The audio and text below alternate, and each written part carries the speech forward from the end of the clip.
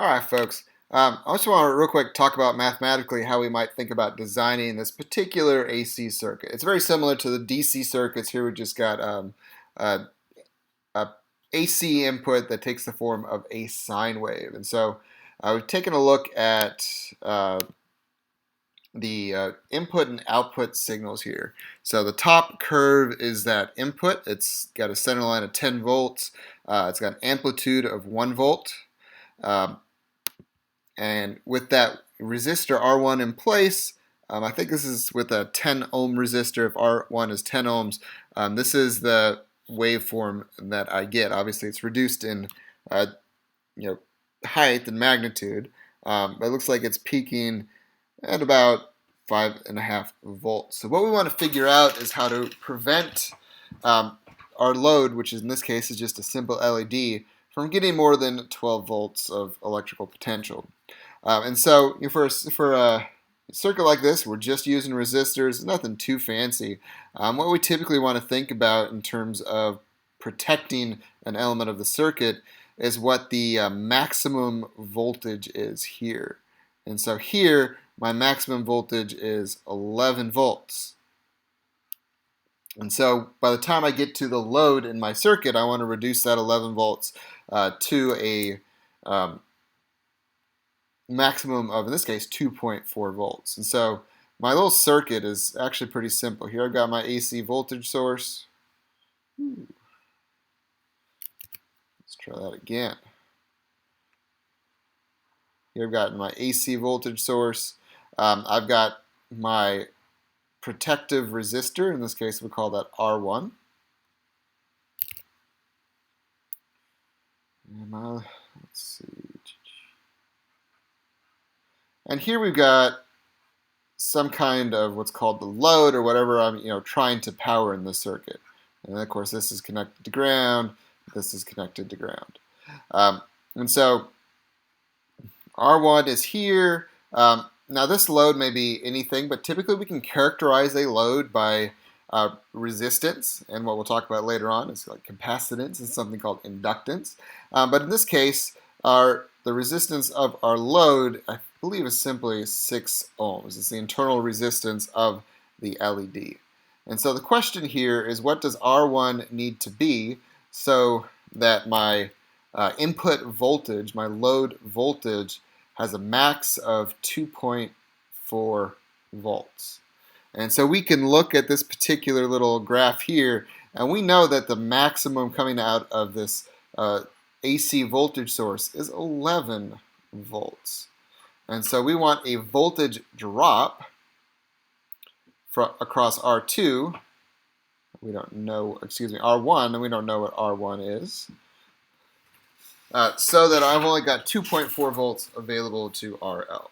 Well, this now can be analyzed, since I'm just looking at that peak voltage of my input, this can now be analyzed like a series resistor circuit. So my total resistance is just going to be, R1 plus RL. And we can figure out how much current's going through this circuit, because the current going through R1 and RL are going to be the same. So I can say my 11 volts is equal to my resistance times my current.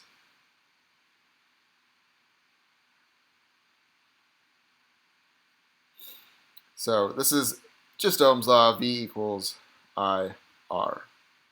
And so that's one equation I can use. I could also look at R1 specifically and think about what that voltage drop across R1 is. And so if I look at just R1, the difference in voltage going across just R1, well, here it's just going to be the difference of those two voltages. So 11 volts minus 2.4 volts, and that's going to equal R1 times the current going through R1. And so here I've got essentially two equations, and I've got a few things that I don't know. I'm trying to figure out what R1 is, but obviously I don't know what the current is. So we can set up just a quick little system of equations. So, taking a look at, 11 minus 2.4, well, 11 minus 2 is 9, minus 0.4 is going to be 8.6. And so I got 8.6. If I divided both sides of this equation by R1, that gives me a value for I. So I can take I and substitute that in this equation up here, and then I'll just have R1 all by itself to solve for, to figure out what this resistance needs to be. So I've got 11 volts equals, I've got R1 plus RL, and I'm actually going to replace RL because I know that my load in this case has an internal resistance of 6 ohms, times 8.6 over R1. And so thinking about this, probably the easiest way to solve this is to multiply both sides of this equation by R1 over 8.6. So, times R1 over 8.6.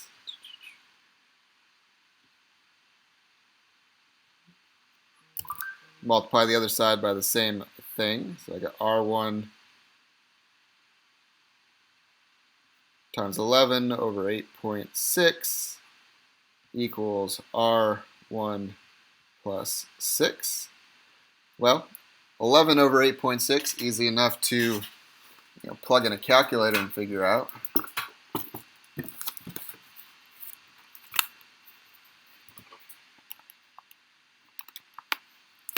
So here I get 1.28 approximately. So I've got 1.28 R1. Well, I can subtract R1 from both sides. So 0.28 R1 is equal to 6. Running out of room. Let me just divide both sides of that equation by 0.28. So 6 divided by 0.28